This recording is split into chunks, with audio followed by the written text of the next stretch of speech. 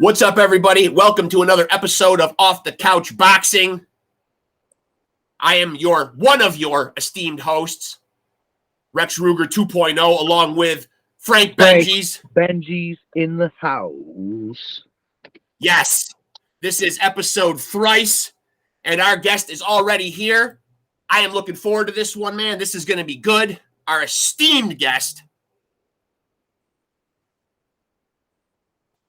Hopefully, I'm letting him in right now. Where is he? There he is. There he is. Am I in there? I see you, sir. Yes.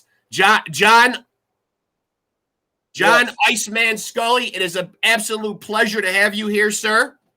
Thank you. I appreciate it. Thank you. Yeah. First things first, Bengz and I would love to hear about, I always love to put some shine on charitable stuff. Tell people, please, about the charity that you do with amassing this memorabilia and where these contributions go.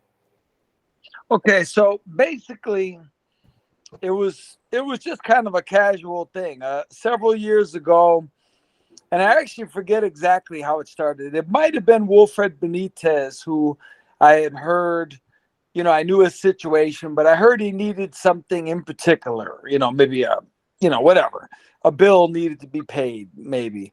And I had, maybe it was a poster or something or a glove. I have a lot of memorabilia, but I have a lot of memorabilia, but I'm really not a memorabilia collector. It's just through the course of my career, I've just come across stuff and I put it in the closet.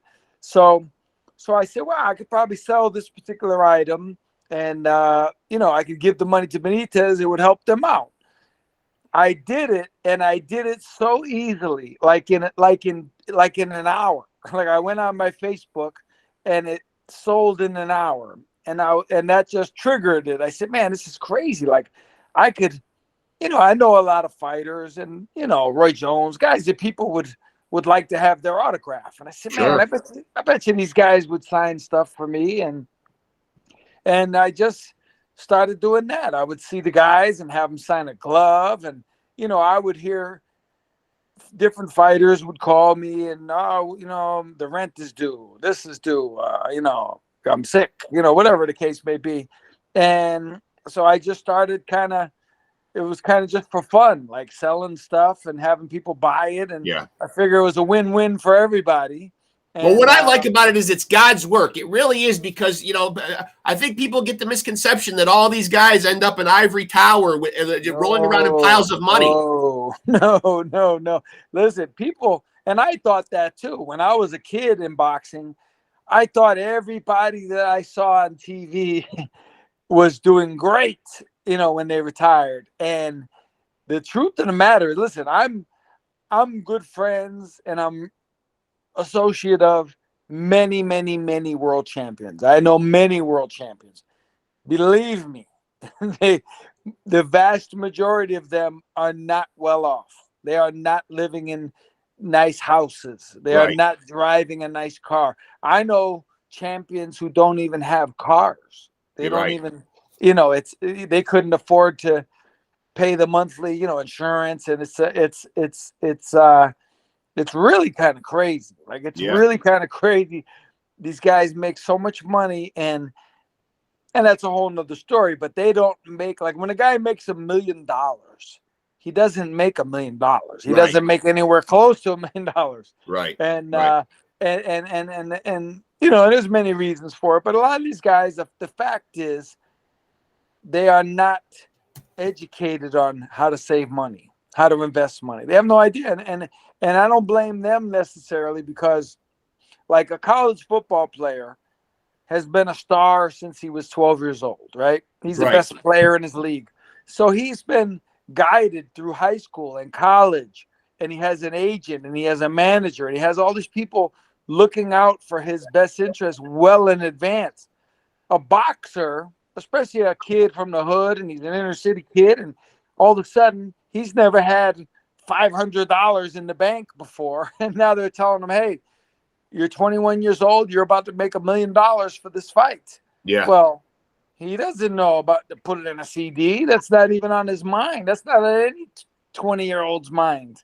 So, and he didn't grow up with a system where he has a financial advisor, he has a manager, he has this different thing. So baseball, football, basketball, all those guys are ahead of the game because they have much better guidance. Bengz, this is God's work that this man is doing right here, right? Yeah, I mean, you would agree with that, correct? I was saying, but I got booted out. But I was trying to say that I love the work that you're doing because there's no 401k in place for boxers or athletes in general. Right. They put they put everything on the line for our entertainment, and then we don't got nothing at the back end for those guys. Right, yeah. Right. It's really kind of crazy. And I've seen and I've had people talk to me about it, getting a pension and a 401k. And I don't know much about it, but I do know that, like I say, boxing is run much differently than organizations like Major League Baseball, NFL. Those guys have pensions, and they have much bigger revenue for the entire team, as opposed to boxers are just by themselves, and right, they may make $1 million. They make $1 million in one fight, and then their next fight they make 2,000. There ain't no Bobby Bonilla deal in boxing. No, there's not. Thank God there's not. Well, you know what? Actually, it would be great for boxers if there was, but Bobby Bonilla's got an agent that seems to be a fucking wizard, getting the guy paid for the rest of his life. Yeah, you don't see many boxers in any sweetheart deal like that. Okay. So now the big news is, man, and we'll come back to the charity, but the big news is you, of course, and people can see it in the thumbnail, trainer of one of our favorite guys, ARTUR BETERBIEV, who is just punching holes in people's fucking heads and just leaving them decimated in the ring. It's a beautiful sight to see, man. First of all, will we see BETERBIEV in Dmitry Bivol? I would hope so. And let me just say, I'm his assistant trainer. Mark Ramsey is his head trainer. Okay. Just to clarify. Duly noted. But I it's a funny thing, and I don't accuse Bivol of anything. I'm just saying, if it was me, if I had one of the titles and someone else had 3 of them, I would be on the internet every day letting everyone know that I want to fight that guy. Like, it's just, it's just so obvious.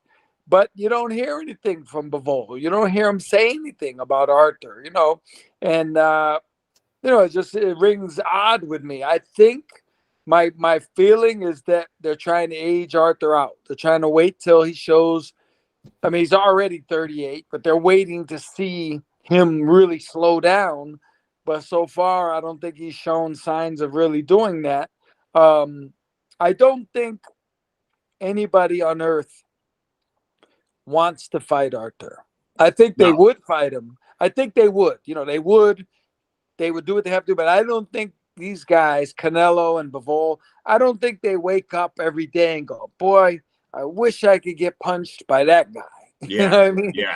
So, it is what it is. Now, he obviously has a big fight coming up here in January against Callum Smith. Certainly a respected guy, a guy to be concerned about. Yeah, he's got that range, and he obviously has a really nice right hand. We certainly, it's weird because the internet's a funny place, right? Yeah. Everybody has a voice. You don't know who you're talking to. Like, you're reading some guy, Bill from Omaha, and he says all this stuff about a fight. And you're like, well, Bill from Omaha said this. And, well, who's Bill from Omaha? What is his now? I don't know. So I've seen so many people say, oh, Arthur's going to kill Callum. It's an easy fight. And I'm like, listen, I don't ever want to hear that. Arthur would never buy into that anyway. He doesn't even go on the internet, but he would if he did. If I told him and Mark told him, Arthur, it's going to be an easy fight, don't even worry, he would fire us.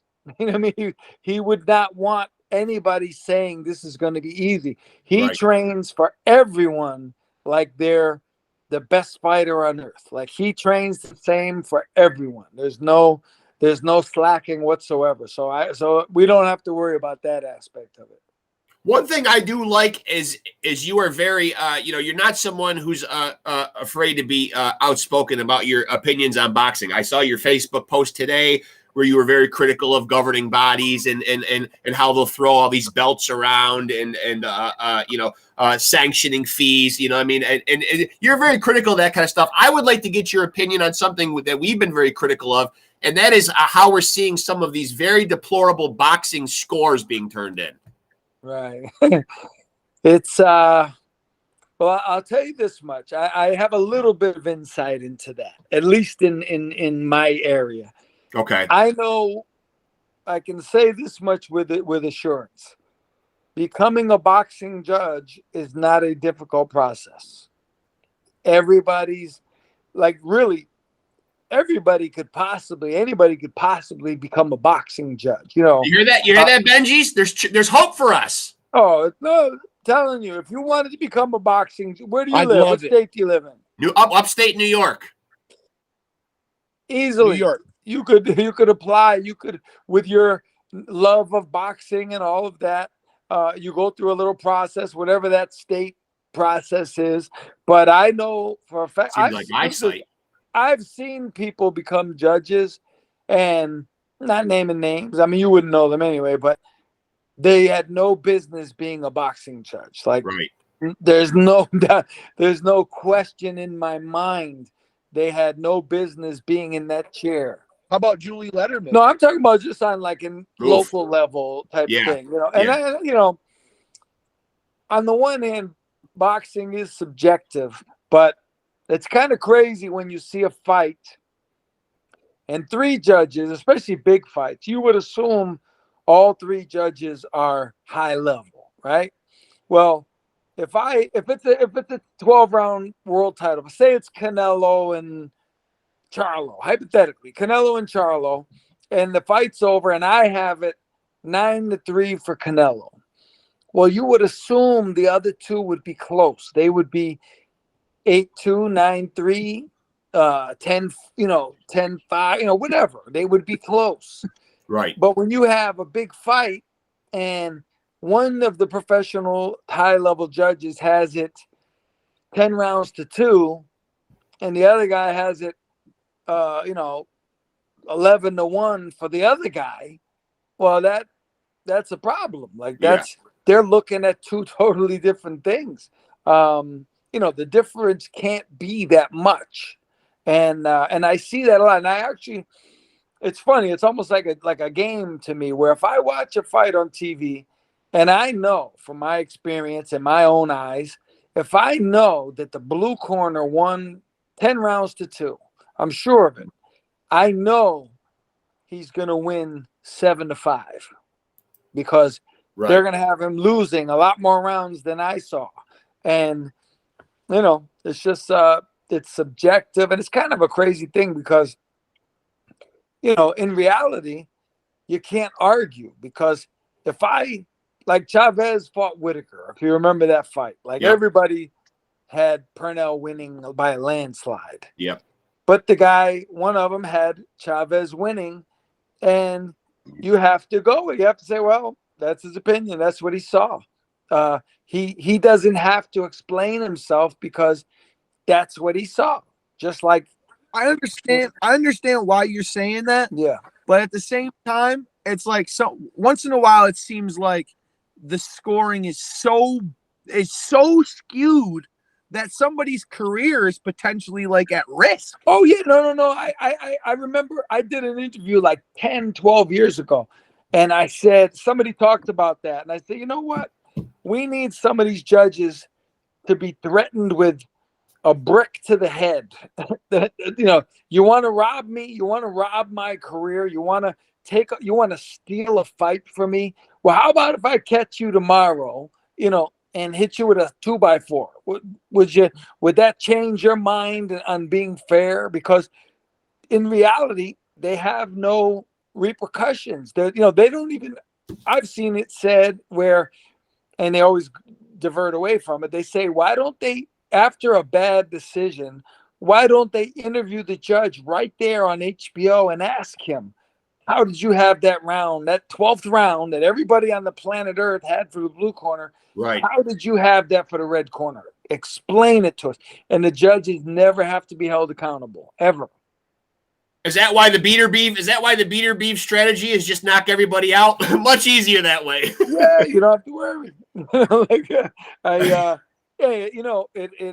it doesn't hurt, and Let's not let it get to those pesky scorecards. well, I'll be completely honest, like Arthur included, we never, ever, ever even discuss knockouts. We don't discuss his record. I've never talked to Mark and said, wow, it's really crazy. He's knocked everybody out. I hope we can keep it going. Right. We never consider that. It's always trying to win on technique. We're always trying to win on points. Right. He just happens to get, he's got that freakish power, and he obviously likes hurting people, which it doesn't hurt. Yeah, but you could see that the way he finishes guys, that the technique is what's on display. It's just the power happens to be there. Yes. Right. Oh yeah, no, and people are starting to figure it out. Like, I think that the perception of him until probably the Joe Smith fight was that he's just a power punching animal. Like, if you didn't see him fight, you'd picture him just coming out at the opening bell like a maniac. And I think when they watched the fight, even with Gavadzik and then Joe Smith, they realized, like, this guy's taking his time. Like, this guy, he's stepping around, he's using angles, he's drawing his opponent in, he's countering. He really does some textbook stuff, and I think it's a crime that he's not high or even on the pound for pound list at all. And I think that points to people not really knowing what they're looking at. Right. I don't think he gets the credit for being the scientist, and he's a perfectionist. Like it's funny because, like I say, his image is a destroyer, and I can assure you, he works on technique all the time, like constantly working on these little things. He's really adamant about it, for sure. Now I know I asked you about Bevel, but I would be remiss if I didn't ask, and I don't want to hear about it in the comment section. If I didn't ask, and I know you're not the promoter, but will we ever see a Beterbiev Canelo showdown? I mean, I would hope so, and I can always tell people this with assurance. I'm sure of this. Like, Arthur, if there's a holdup in the fight being made, it is not Arthur holding it up, because Arthur literally will fight anyone on earth. And it's like, and I don't know if I mentioned this last time I talked to you, but I find it amusing. Like, he wouldn't be afraid to fight anyone. Part of the reason being, he doesn't know anyone. He doesn't watch fights. He doesn't know what these guys do. He didn't know who Joe Smith was until he got the fight with him, and we started watching the clips. You just wind him up and send him out there. Right. Yeah. He does, he just takes each fight as it's a new guy, and he relies on us to watch. Well, you're saying he watches tape, so he probably studies up a little bit on what the guy does, like, he's going to fight him. No, only like twice before the fight, in the weeks before the fight, we sit down and watch a few rounds. But he doesn't watch at home, like, never. Right. He doesn't. He wouldn't. If, say, the day he found out about the Joe Smith fight, right? Say it was January 2nd. If Joe Smith had walked up to him on the street, January 1st, and said hello, Arthur would have said hello. And if I said to him, you know what that was? He'll go, I don't know. Some guy saying hello. Like, just doesn't even care about these guys. Line him up, and he'll knock him down. He doesn't watch boxing. And I always say, like, when Caleb Plant fought Canelo, I remember, distinctly remember Monday in the gym, me and Mark were talking about the fight, and I asked Arthur, and I'd said it just to be funny because I already knew the answer. I go, Arthur, man, you see the fight Saturday? And he's like, no, I don't watch boxing. I don't watch boxing. And we knew it. He didn't. I mean, you would think that would be his that would be what he did on that Saturday night. He'd have an eye on things. Right. Of course. Yeah, He doesn't care. He lets us do it. He lets us watch, and then we tell him what we think. Any chance that we have very limited time on our podcast here, but any chance that Michael Nunn could still be pissing blood from the body work you gave him? It's possible. But it was, my body punching was pretty good. Very. In that fight. It's funny you say that, because I remember the Monday after the fight, I went to the gym, and one of the trainers who, he's not my trainer, but he's a trainer at the gym, and he was and he said to me in the parking lot, he said, "Yeah, they didn't give you credit for the body punching." And I hadn't seen the fight, so I didn't really know what he was talking about. I actually didn't know. I don't know if you saw this clip. I have this clip that I put up a couple times, and it shows him in the corner, and that's the one I'm referring to. Yep. Right. And I had never seen that. Look, the fight was, 28 years ago. I never saw that clip until about 3 months ago. I literally never watched it. I never saw it. Well, you should have got credit for that body work, because apparently Devin Haney got credit for a lot of it against Lomachenko, though it didn't seem to do anything. Yeah, well, that's the thing. I was gonna bring that up. Yeah. I figured you probably were, man. I mean, come on, give credit where credit is due. If you're putting together a masterpiece to the body, it should be saluted. Right. Yeah, it also wasn't awarded to Oscar against Lloyd either, because he was putting a hellacious body punching. It's unfortunate, because body punching is a lost art anyway. Yes. And when you get a guy going to the body, one thing I do remember hearing when Michael and I fought, Al Bernstein said something like, the way these two guys are going to the body against each other is extraordinary. Like, he was really impressed with both of us.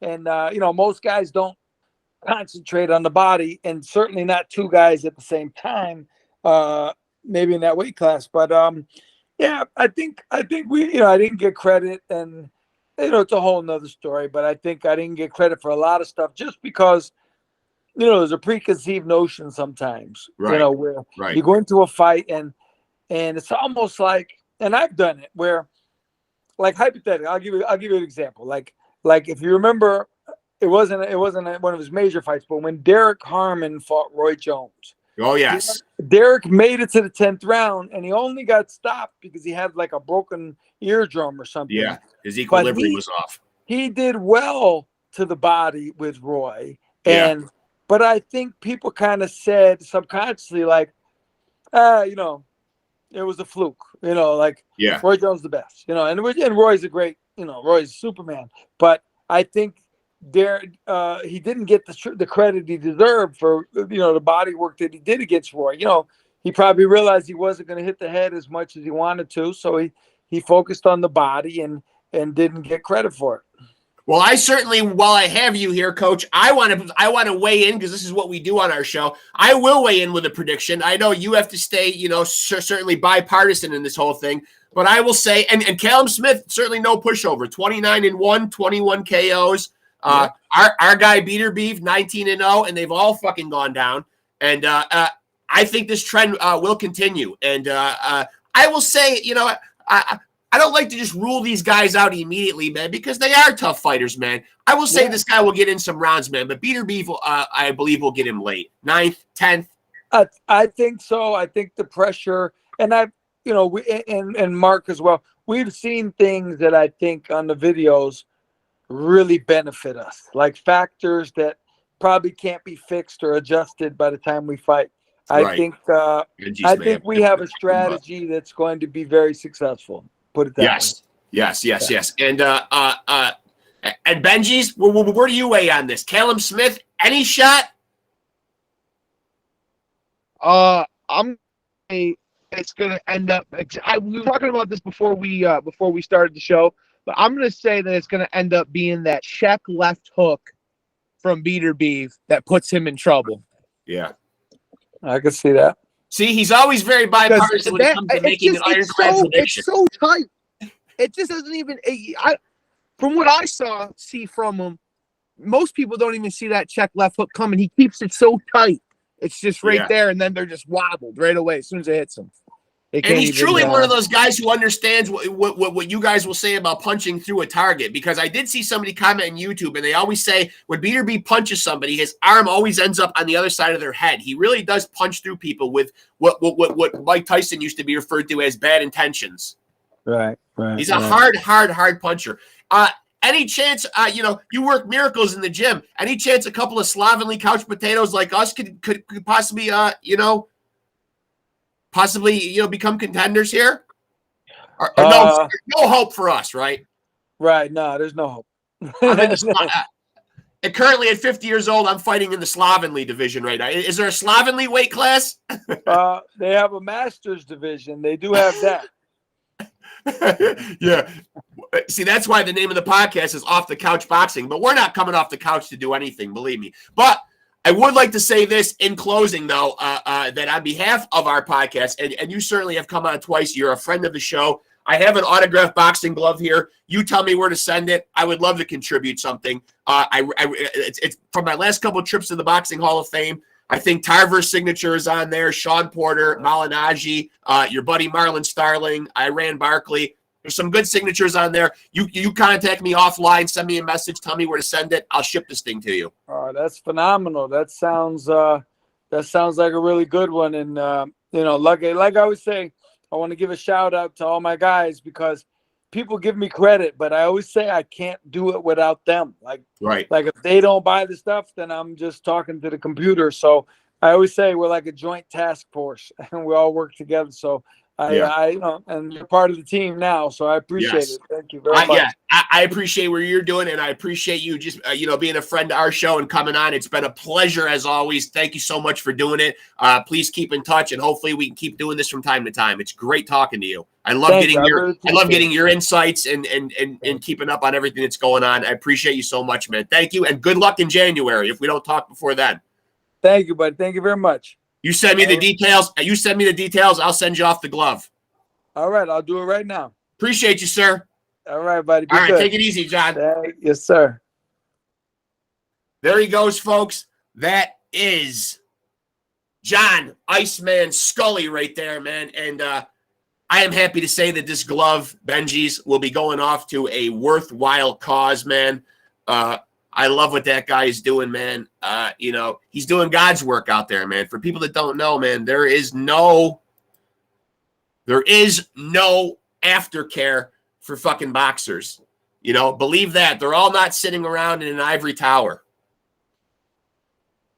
They're just not. I mean, it's very tough for these boxers to sustain. Some of them do not wind up in great circumstances. They may need help, i.e. with medical bills or mortgage payments or, just anything, So, I mean, what John Iceman Scully, former pro boxer himself and a guy who really gave phenomenal body work to the great Michael Nunn. As you can see, Bengz, that was a fantastic one, man.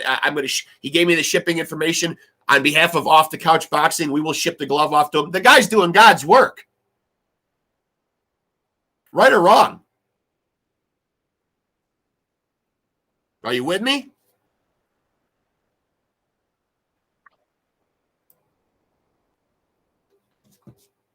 Well, he's sending me his info. A worthwhile cause, right? Yes, he is. Extremely worthwhile. And of course, he has a huge bout coming up in January, getting ARTUR BETERBIEV, one of our favorite guys, getting him ready to give the business to Callum Smith. Of course, you wobbled on your predictions once again. That's all right. I made a bold one. Even I didn't really nail it down. I said round 9 or 10, but it was what it was. But happy to contribute, man. Happy to hear his views. So much more stuff we could dig in and talk to him about, in a longer format. But he's a friend of the podcast. The Pod Scum presents Off the Couch Boxing. John Iceman Scully, 38-11 in his own career, 21 KOs. Tough fucking bastard. Pardon my French, but go back and check out and admire the body work he did against Michael Nunn. I think around 1995, maybe. Going back a ways, man. And, of course, getting Beterbiev, an absolute animal. 19-0, 19 knockouts. He won't get to Callum Smith early, but he will get to Callum Smith. Callum Smith is a guy, and 3 belts on the line, too. Beterbiev has the WBO, IBF, and WBC light heavyweight belts. As you heard, Iceman Scully, no hope for us at all, man. There's no weight class for slovenly, so Bengz and I will not be competing anytime soon. But hope you guys enjoyed that episode, man. That was a true honor, man. Aside from Bengz's occasional technical difficulties drifting in and out. But it is what it is.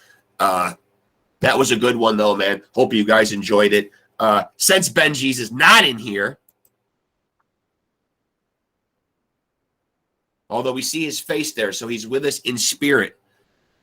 So I guess I will just say, on behalf of the both of us, I will quote and retort with a saying from one of our great American poets, the great Gary Busey, who once said, and this is about asked if he was tough.